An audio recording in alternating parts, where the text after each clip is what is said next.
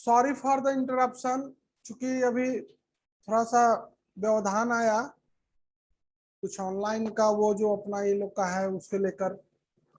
तो अब आते हैं पुनः। तो सिकंदर लोदी का किए गए कुछ महत्वपूर्ण कार्यों पर हम लोग नजर दोहराएंगे। तो सबसे पहला महत्वपूर्ण कार्य था कि इसने आगरा नगर की स्थापना की और उसे अपनी राजधानी बनाया। दूसरा, व्यापारिक कर को समाप्त किया।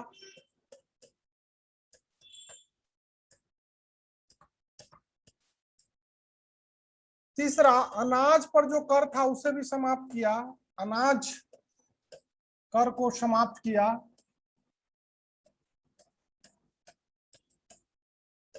अगला जो बात है इसके विषय में जो महत्वपूर्ण बात है, तो यह कला एवं साहित्य का महान संरक्षक था, स्वयं भी एक महान विद्वान था। तो कहा जाता है कि इसने आयुर्वेद ग्रंथ का फारसी में फरहंगे सिकंदरी नाम से आयुर्वेद ग्रंथ का फारसी में अनुवाद करवाया।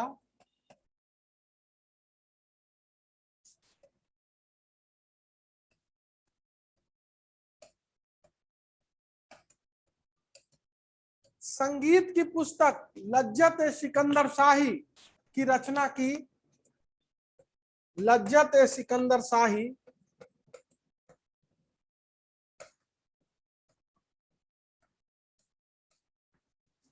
भूमि के माप के लिए गज ए सिकंदरी, भूमि के माप के लिए गज ए सिकंदरी जो 30 इंच, भूमि की माप के लिए गज ए सिकंदरी जो 30 इंच का होता था। गज ए सिकंदरी को शुरू किया। बाद में यह शेरशाह और अकबर के द्वारा भी भूमि के माप का पैमाना बना और बाद में इसी के आधार पर भूमि के माप के अन्य पैमानों को चालू किया गया। तो यह था सिकंदर लोदी। अगली जो महत्वपूर्ण बात थी कि जैसा कि मैंने आपको बताया है कि यह स्वयं भी एक विद्वान था।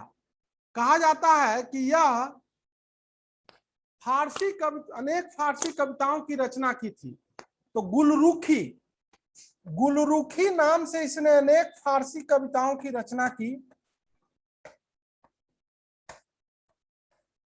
अनेक फारसी कविताओं की रचना की।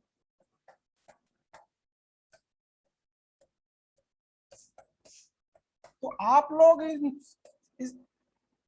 ये बड़ा ही महत्वपूर्ण पॉइंट्स है इसके विषय में, और परीक्षा में ये पूछे भी जाते हैं। आप लोग इसको बढ़िया से देख लीजिएगा और याद रखिएगा। तो गुलरुखी क्वेश्चन पूछा गया है कि वो कौन सा शासक था जो गुलरुखी नाम से कविताएं किया करता था। तो सिकंदर लोदी, जैसा कि मैंने आपको बताया है। और इसके विषय में अन्य ये सारी बातें मैंने आपको बता दी। एक बात और भी महत्वपूर्ण है, जैसा कि मैंने आपको बताया था कि सिकंदर लोदी धार्मिक रूप से असहिष्णु था और उसने धर्म से प्रेरित होकर कुछ ऐसे कट्टरतापूर्ण कार्य किए थे जो भारत की हिंदू जनता के दृष्टिकोण से सही नहीं थे। उसमें एक अन्य महत्वपूर्ण कार्य जो था उसने किया था, वो था जजिया कर की पुनः वसूली। सिकंदर लोदी ने जजिया कर हिंदू प्रजा से वसूल किया। तो इस प्रकार ये सिकंदर लोदी के विषय में जानकारी थी। अब आते हैं सिकंदर लोदी के बाद इब्राहिम लोदी।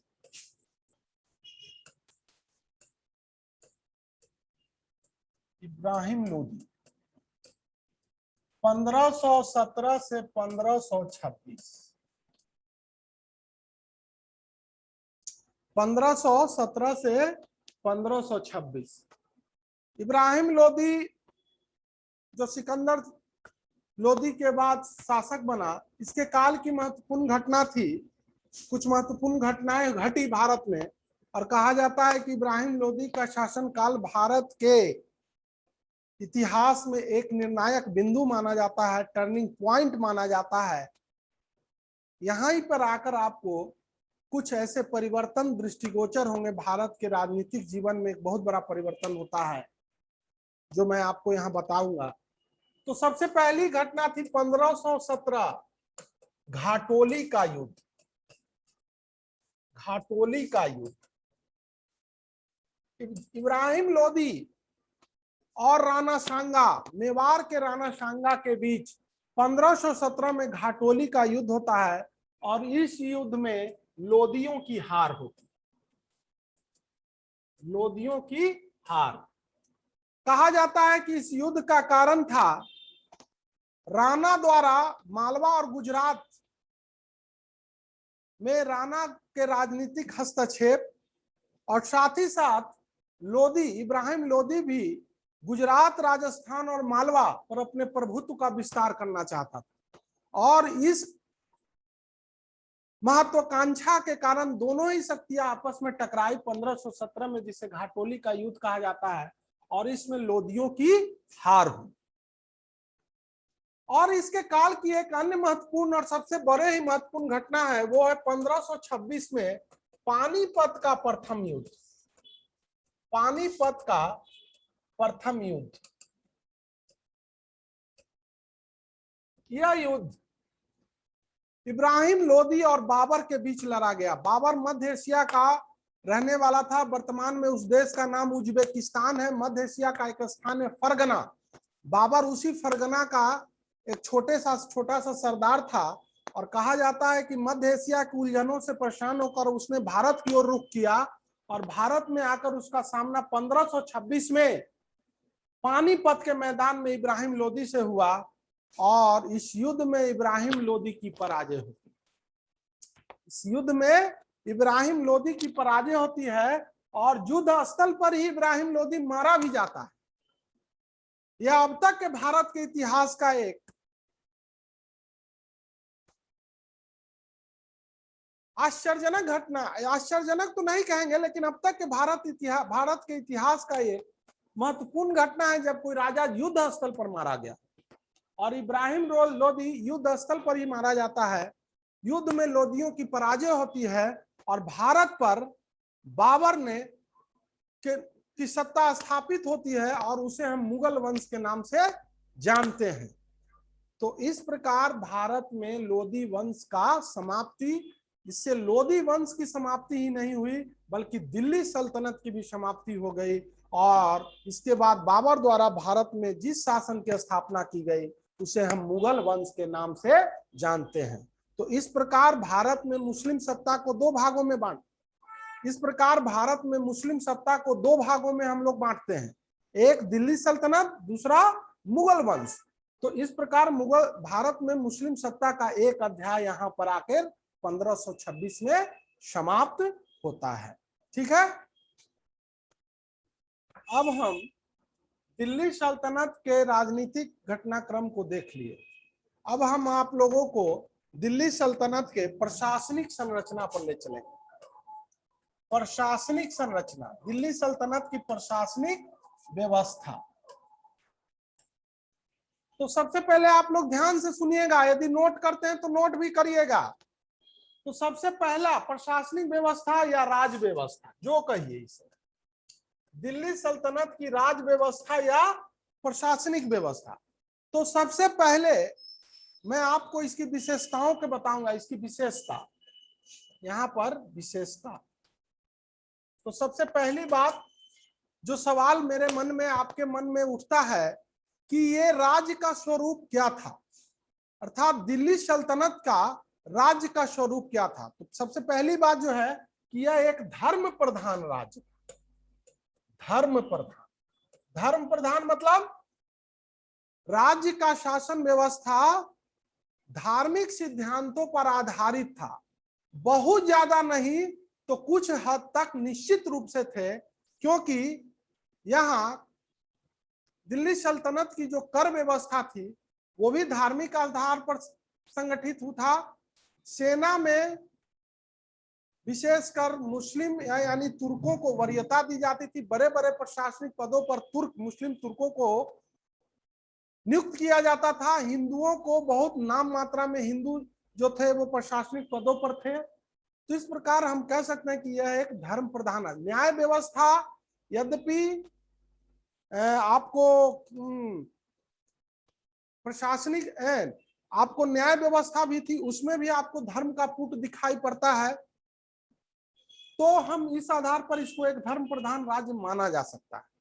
अब आते हैं कि राज्य का, तो यह एक धर्म प्रधान। अच्छा, दूसरा सुल्तान, दूसरी विशेषता थी कि दिल्ली सल्तनत के राजाओं ने सुल्तान की पदवी धारण की। तो मैंने आपको पहले भी बताया था कि महमूद गजनवी जो था वो पहला व्यक्ति था जिसने सुल्तान की उपाधि धारण की। बाद में दिल्ली के सल्तनत के जितने भी शासक हुए सभी ने सुल्तान की उपाधि धारण। तो सुल्तान क्या था? समस्त प्रशासनिक व्यवस्था का केंद्र, समस्त प्रशासनिक व्यवस्था का केंद्र था, अर्थात यह समस्त शक्तियों को धारण करता था। अर्थात सुल्तान जो था वो समस्त शक्तियों का केंद्र था। दूसरी बात जो है, सल्तनत में एक बात आप लोग और ध्यान से रखिएगा, उत्तराधिकार का कोई निश्चित नियम नहीं था। उत्तराधिकार का कोई निश्चित नियम नहीं था। अर्थात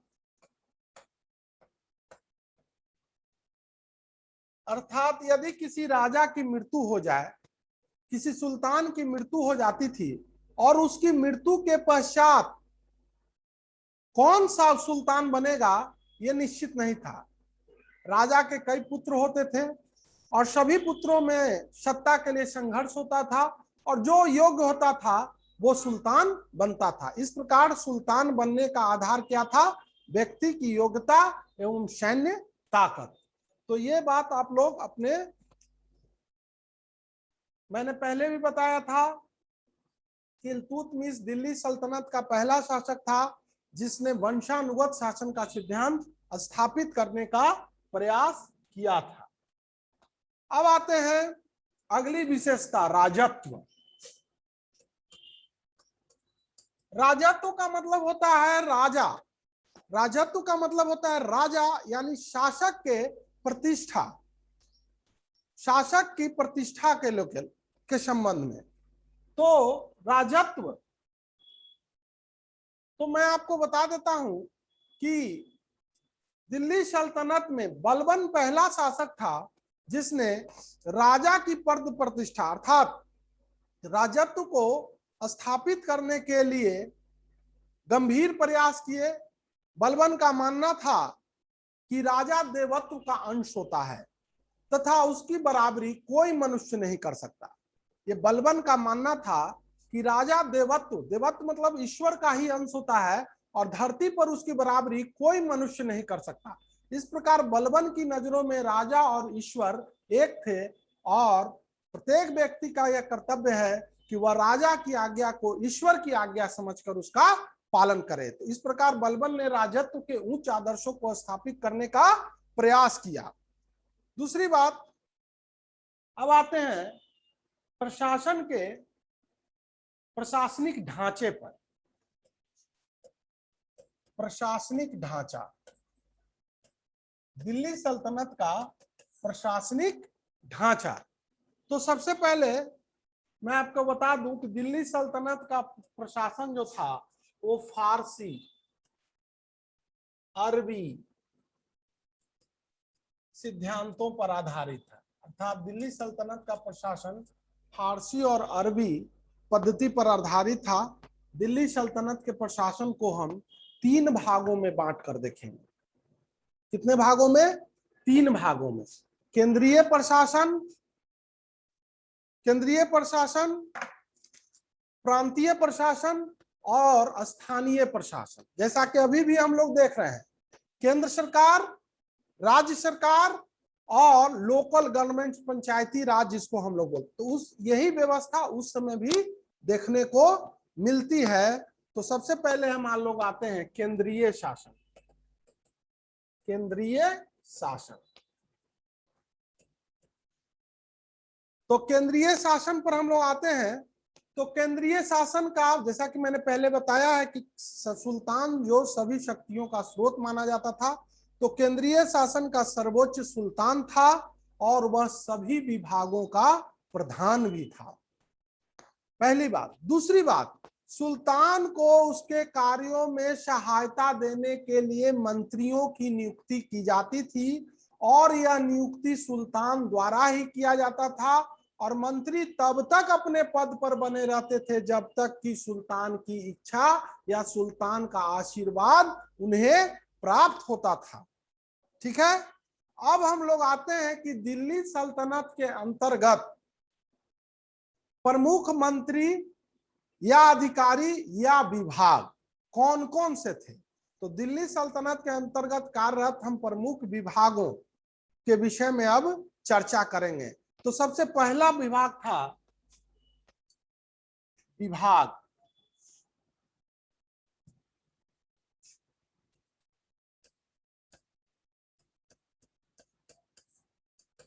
सबसे पहला विभाग था दीवान ए विजारत। दीवान ए विजारत। तो जान लीजिए, दीवान ए विजारत को हम लोग राजस्व विभाग या राजस्व विभाग कहलाता था। इसका जो प्रमुख होता था वो वजीर के नाम से जाना जाता था। वजीर अर्थात प्रधानमंत्री। तो दीवाने विजारत जो था ये राजस्व विभाग था। वजीर इसका प्रमुख कहलाता था, जो प्रधानमंत्री भी कहा जाता था। दीवाने विजारत, विजारत का जो सिद्धांत था, विजारत की संकल्पना जो थी वह दिल्ली सल्तनत के सुल्तानों ने फारस से ग्रहण किया था। फारस से ग्रहण किया था। विजारत की जो परिकल्पना थी, वास्तव में दिल्ली सल्तनत के सुल्तानों ने उसे फारस से ग्रहण किया था, पहली बात। दूसरी, भारत में विजारत यानी तुगलक काल को, तुगलक काल भारत में विजारत का स्वर्ण काल माना जाता है। विजारत का स्वर्ण काल अर्थात वजीर की प्रतिष्ठा तुगलक काल में काफी बढ़ गई थी।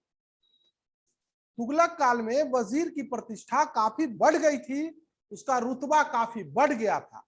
वहीं लोदी शासन काल, लोदी काल में विजारत की प्रतिष्ठा काफी गिर गई।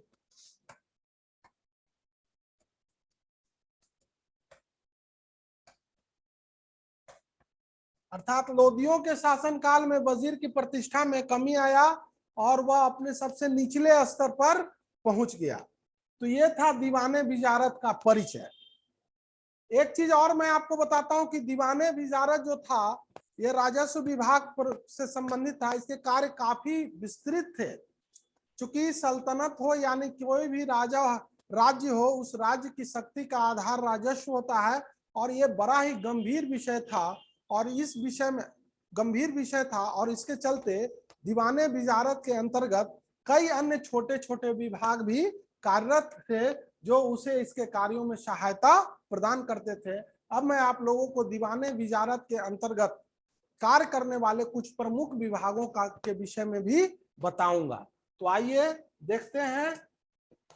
तो सबसे पहले हम लोग मुस्तफा ए मुमलिक, मुस्तफा ए मुमलिक,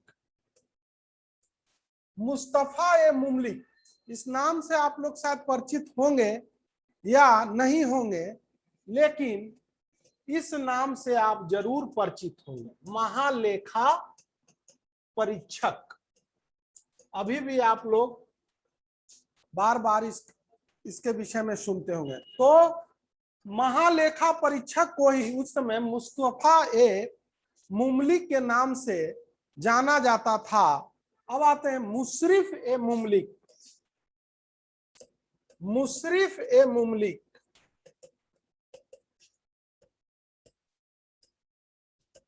महालेखाकार, महालेखाकार। जैसा कि आप लोग जानते हैं महालेखा परीक्षक आय और व्यय की जांच करता है, महालेखाकार भी वही व्यय के कागजातों की देखभाल करता है। तो मुस्तफा ए मुमलिक और मुशरिफ ए मुमलिक, मुस्तफा ए मुमलिक महालेखा परीक्षक, मुशरिफ ए मुमलिक महालेखाकार कहा जाता था। उसके बाद दीवाने वकूफ, दीवान ए वकूफ एक विभाग था जो व्यय की देखभाल करता था। व्यय मतलब खर्च की जाने वाली राशि का लेखा जोखा रखता था। और दीवाने वकूफ की स्थापना जलालुद्दीन खिलजी द्वारा किया गया था। जलालुद्दीन खिलजी, याद रखिएगा आप लोग, ये पूछा जाता है कि दीवाने वकूफ नामक विभाग की स्थापना किसके द्वारा की गई थी, तो जलालुद्दीन खिलजी। उसी प्रकार इसके अंतर्गत अन्य विभाग भी गठित किए गए थे, जैसे दीवाने मुस्तखराज, दीवाने अमीर कोही, दीवान ए मुस्तखराज, दीवान ए अमीर कोही। दीवाने मुस्तखराज की स्थापना अलाउद्दीन खिलजी ने किया। यह राजस्व से संबंधित एक विभाग था। उसी प्रकार यह दीवान अमीर कोही की स्थापना यह कृषि से संबंधित था और इसकी स्थापना मोहम्मद बिन तुगलक ने किया।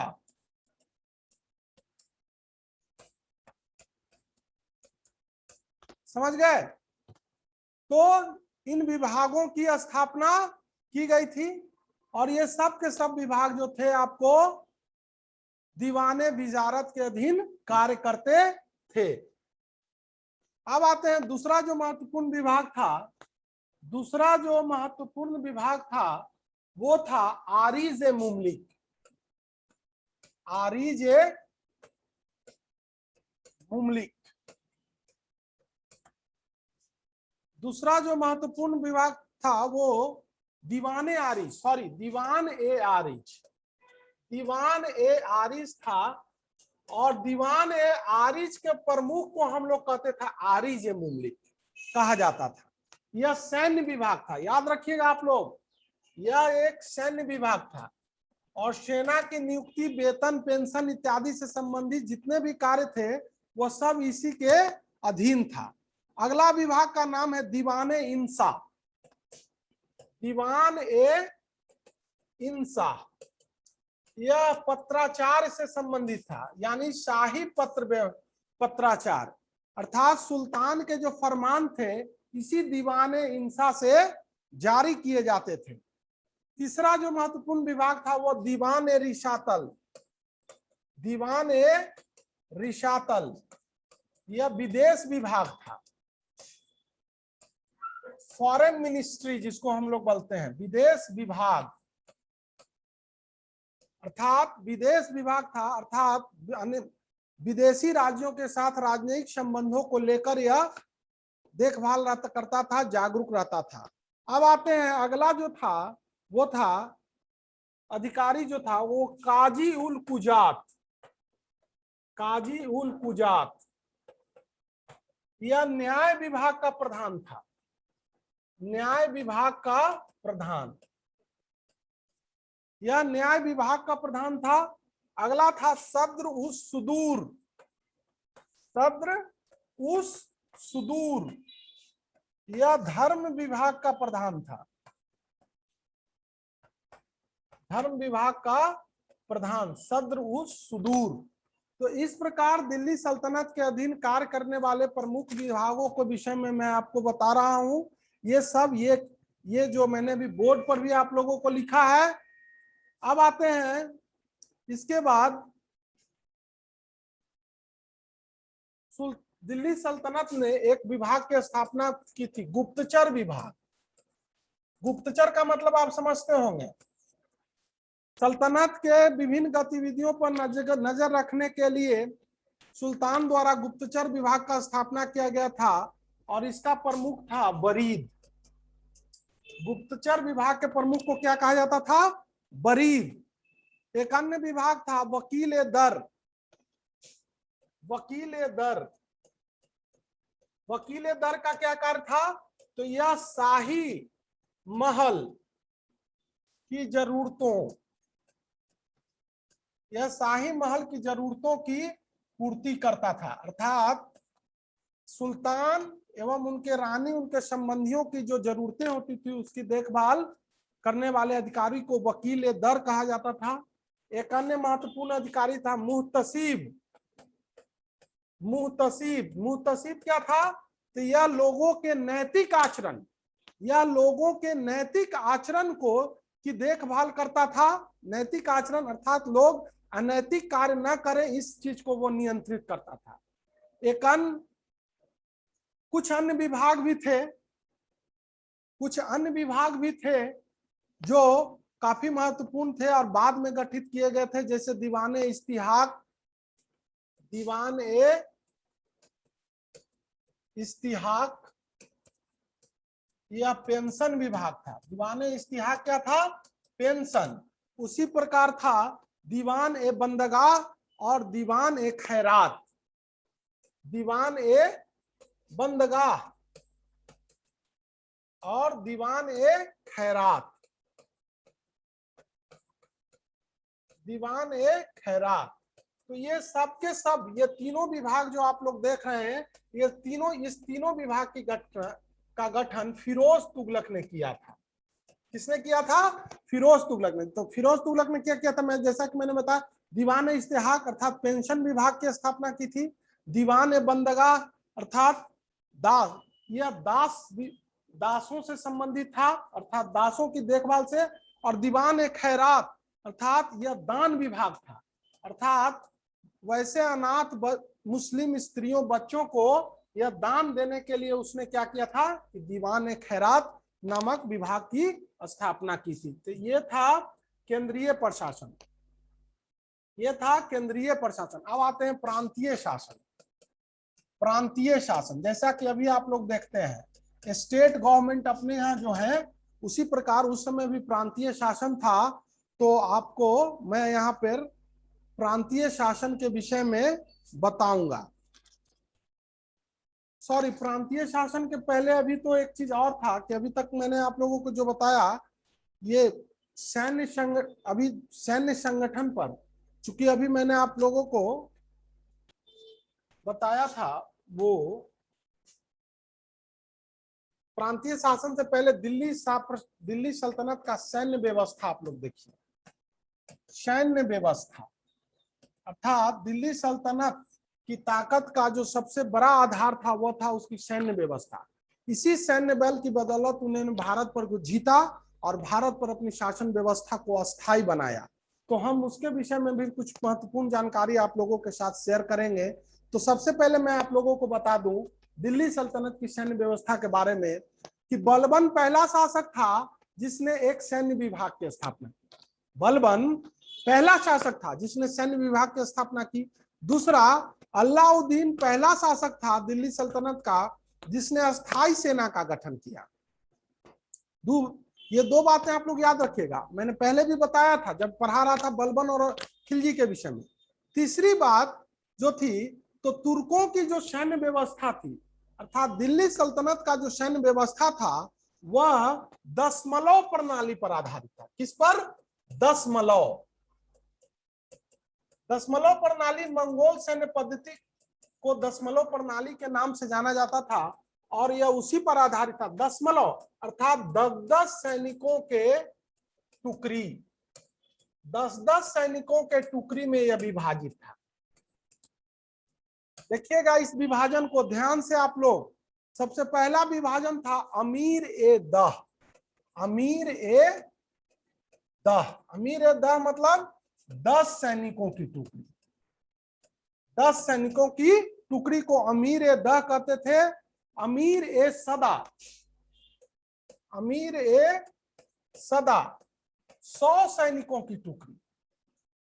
उसके बाद अमीर ए हजारा, 1000 सैनिकों की टुकड़ी। समझ रहे हैं? तो पहला था 10 सैनिकों की टुकड़ी, दूसरा 100 सैनिकों की टुकड़ी में, तीसरा 1000 सैनिकों की टुकड़ी में, और चौथा था अमीर ए तुमन। अमीर ए तुमन, ये 10,000 सैनिकों की टुकड़ी को अमीर ए तुमन कहा जाता था। तो विभाजन आप गौर कीजिएगा, इसीलिए इसका नाम दशमलव पद्धति कहा गया कि 10 सैनिकों की टुकड़ी को अमीर ए दह, 100 का अमीर ए सदा, 1000 का अमीर ए हजारा, 10,000 का अमीर ए तुमन, और सबसे बड़ा सेना नायक को हम लोग कहते हैं खान। इस दशमलव प्रणाली के अंतर्गत जो सबसे बड़ा सेना नायक था वह खान के नाम से जाना जाता था, और इसके ऊपर जो था वो सुल्तान, अर्थात खानों की नियुक्ति सुल्तान के द्वारा की जाती थी, और सुल्तान सेना का सर्वोच्च कमांडर माना जाता था। तो ये हुआ दशमलव प्रणाली। अब आते हैं कुछ और जानकारी। तो जान लीजिए, मैंने पहले बताया भी है कि अलाउद्दीन खिलजी का शासनकाल सैन्य सुधारों के लिए भी काफी प्रसिद्ध रहा। तो उसने क्या किया, तो अस्थायी सैनिकों का गठन किया, वेतन भोगी सैनिकों को नगद वेतन दिया, दाग एवं चेहरा प्रथा की शुरुआत की। समझ गए?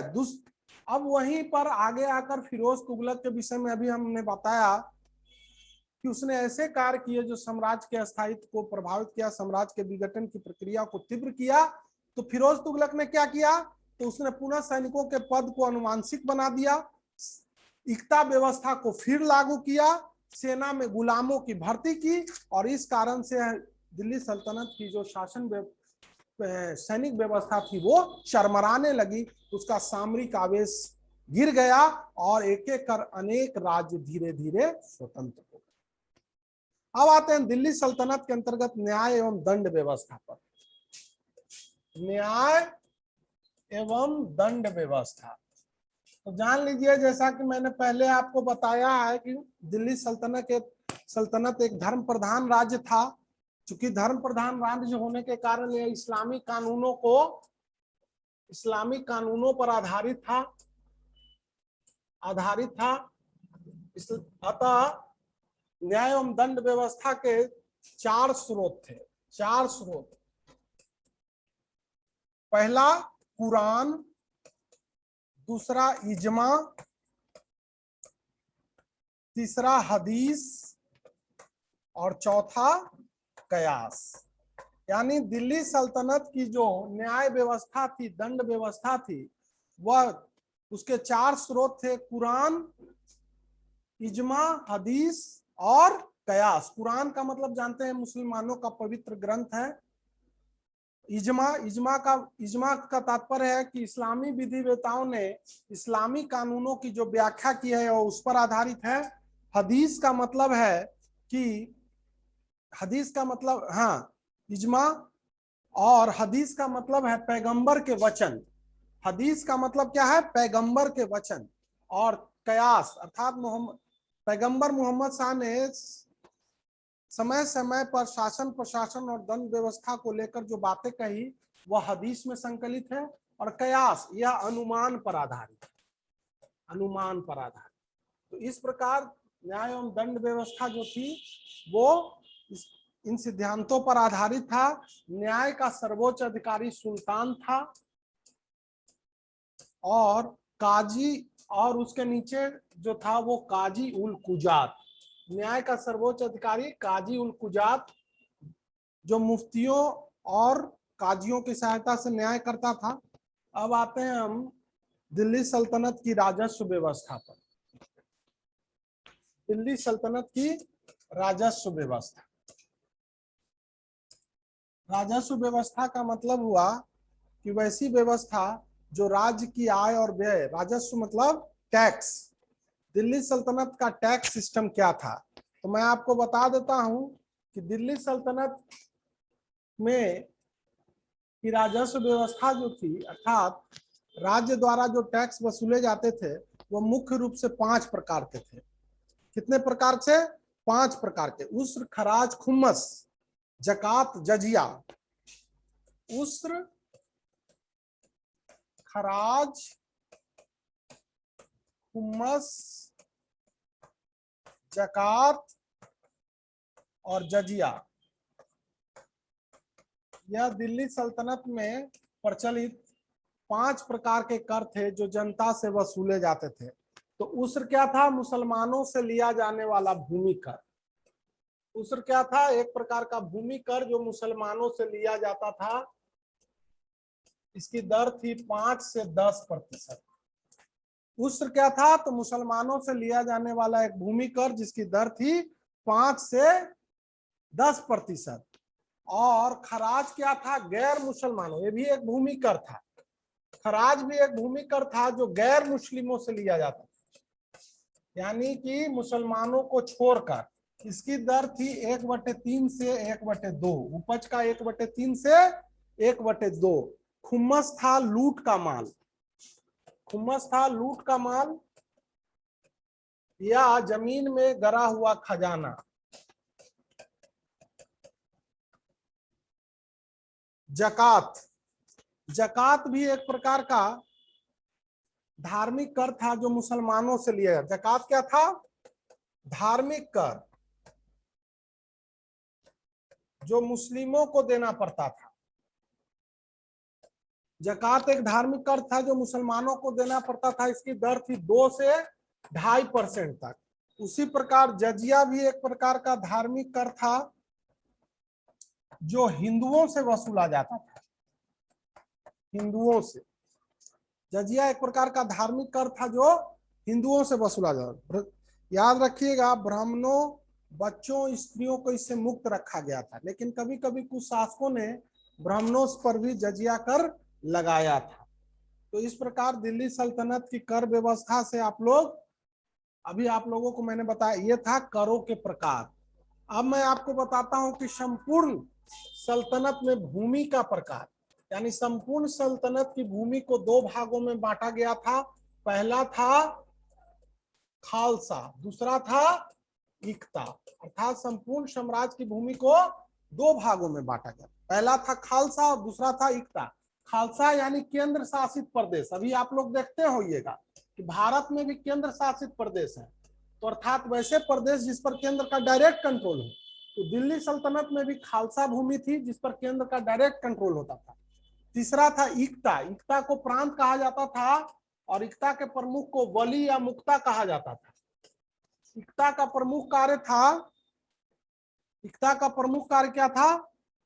तो इक्ता का प्रमुख कार्य था प्रांतों के सैन्य व्यवस्था को देखना, साथ ही साथ राजस्व को वसूलना। आप लोगों को बता दें, इक्ता को प्रारंभ किया था इल्तुतमिश। पहले भी हम बता चुके हैं, रिपीट कर रहे हैं इन सब बातों को। कोई कोई बात मैं रिपीट कर दे रहा हूं कि इसलिए कुछ ज्यादा इंपॉर्टेंट है। इल्तुतमिश ने इक्ता को प्रारंभ किया था। बलबन ने इक्ता पर वंशानुगत अधिकारों को समाप्त किया और बलबन ने ही इक्ता के जांच के लिए ख्वाजा नामक एक अधिकारी की नियुक्ति की थी। ख्वाजा नामक एक नए अधिकारी की नियुक्ति बलबन ने किया था, जिसका प्रमुख था इक्ता की आय व्यय की जांच करना। एक चीज और जान लीजिए, फिरोज तुगलक के शासन काल में सर्वाधिक इक्ता वितरित किए गए, यानी इक्ताओं का सर्वाधिक वितरण जो था वो फिरोज तुगलक के शासन काल में किया गया था। तो ये आप लोग देख लिए भूमि का बंटवारा। अब आप लोग देख लीजिए भू राजस्व। भू राजस्व का निर्धारण। तो आप लोगों को मैं बता देता हूं कि दिल्ली सल्तनत में प्रायः भू राजस्व की दर जो थी वो 1/3 था। लेकिन अलाउद्दीन खिलजी, मोहम्मद बिन तुगलक जैसे